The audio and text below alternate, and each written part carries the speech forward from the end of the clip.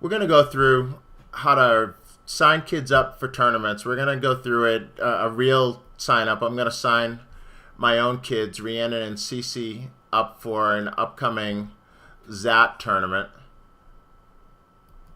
If I can get this all the way up. So what you would do, or how I do it, you could certainly bookmark the site. I just go to USTA.com. Then if I go to tennis link, and then what I want to do is go over to USTA Junior Tournaments, which brings me here to Tournament Finder. I usually go to this advanced Tournaments Advanced search, and I will just type in the word ZAT, the month that I'm looking for. So the tournament's actually next month, so I'm looking for the August ZAT 2014. I happen to know that there aren't any ZAT tournaments places other than Texas. In case you didn't know that, it's a nice little fact. ZATs are just a Texas thing. So if I just put in that information and search, it comes up with the various ZAT tournaments for next month. I'm looking for the Canyon Creek ZAT, which is in Richardson, Texas.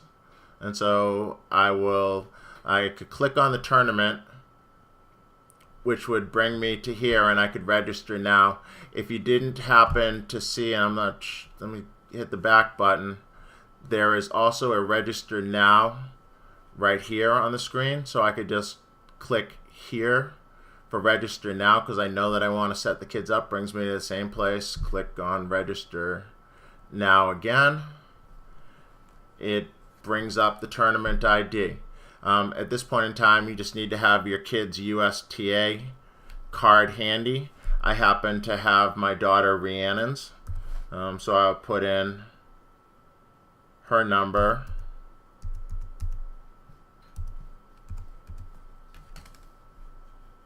Hit continue.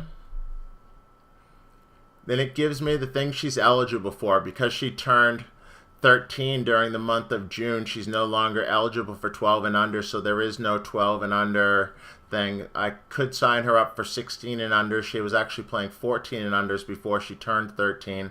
Or I could say, well, geez, I wanted to play in the 18 and unders.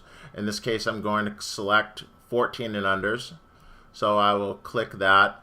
Gives you some optional information: high school graduation date, t-shirt size. A lot of tournaments, or most tournaments, no longer give out t-shirts, but just in case, I'm going to put in adult small, and it makes you put in some kind of a phone number and an email. You'll see later, or it says down here, please do not share email with tournament director. I would always click that. Share your email. It's the easiest way for tournament directors to try to reach you. Being a tournament director myself, it just makes it, I found it really useful. You can see it had an autofill option because I've used this before, so it remembered my information.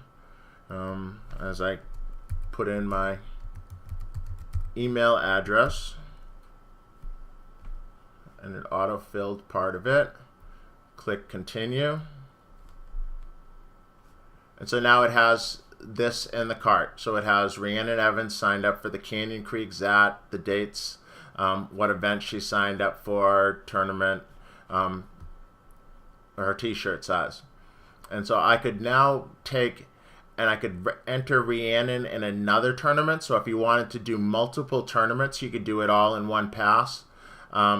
Or in this case, I actually want to register another tournament, another player for this tournament. So I'm also going to enter my daughter Cece.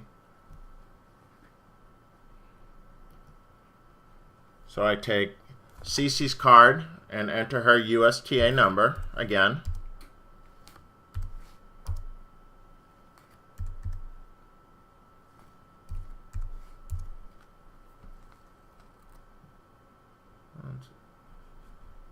Hit continue.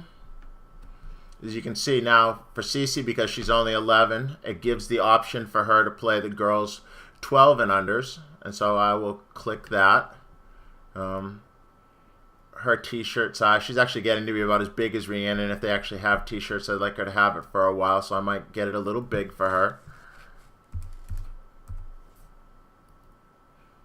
By the way, generally, if they have t-shirts, they're not going to know what size you signed up for. That's to help them order. When you get there, they're going to ask what size t-shirt you want.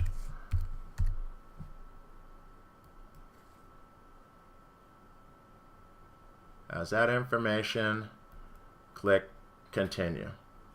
Okay, so now I have everything I want. I could continue to add players. I could sign them up for other tournaments, or I could proceed to checkout, which I'm going to do. So it tells pay by credit card, or you have the option of an e-check from your bank account, the grand total. So I'm going to go through and enter the name on the card.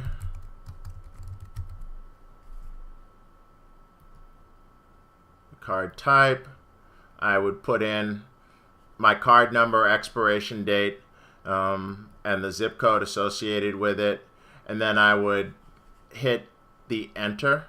Not going to put my own card number in right now, but you get what you do. It will then, once you're done and you place the order, it will send you a confirmation email, which tells you, gives you all of the information, and also gives you a link as to where you would need to go if you wanted to withdraw. And it's just that simple. If you have any questions, give us a call, or if you're not in our program and you're just looking at this as a way to learn, call your coach. Most coaches have done this or helped people do it in the past, and it's pretty simple to do if you just follow along with what we did. That's all we got.